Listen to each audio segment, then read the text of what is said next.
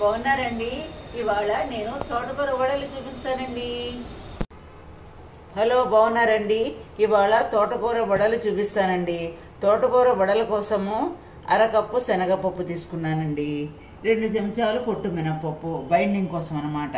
2 చెంచాలు కందిపప్పు, 2 చెంచాలు పొట్టు పెసరపప్పు తీసుకున్నానండి. ఇవన్నీ నానబెట్టేస్తున్నానండి.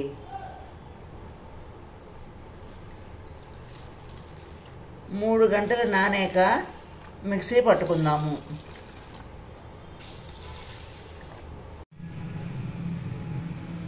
నానబెట్టుకుని 4 పప్పులు నీళ్లు పంపేసుకున్నానండి. ఇలా మిక్సీలో ఇప్పుడు వేసుకోవాలండి. ఇలా మిక్సీలో వేసేస్తున్నానండి. అని ఇలా ఉప్పు వేసి గ్రైండ్ చేసుకుంటేనండి బాగా కలిసిపోతుందండి. చెంచా ఉప్పు వేసాను. ఇది అయిపోయిందండి. ఇలా అయిపోయింది. బరకగా ఉండాలండి కొంచెం. 1 చెంచా అల్లం పచ్చిమిరపకాయ తురుమండి, 1 చెంచా జీలకర్ర. ఒక్కసారి లైట్గా తిప్పితే చాలండి బాగా కలవడానికి. మిక్సీ అయినదండి. ఇలా బౌల్లోకి తీసేసుకుంటున్నానండి. మా ఇంట్లో హార్వెస్ట్ చేసుకున్న తోటకూర ఇలా సన్నగా తరిగి పెట్టుకున్నానండి.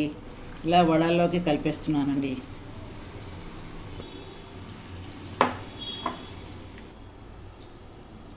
స్టవ్ వెలిగించి నూనె వేడి చేసుకున్నానండి. నూనె కాగిందండి. ఇంకా వడలు వేసేయడమేనండి.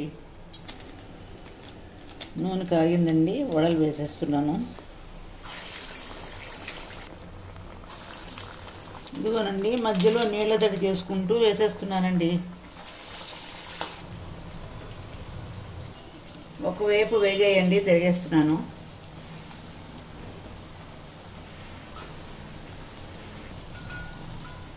ఇదిగోనండి, తీసేస్తున్నానండి.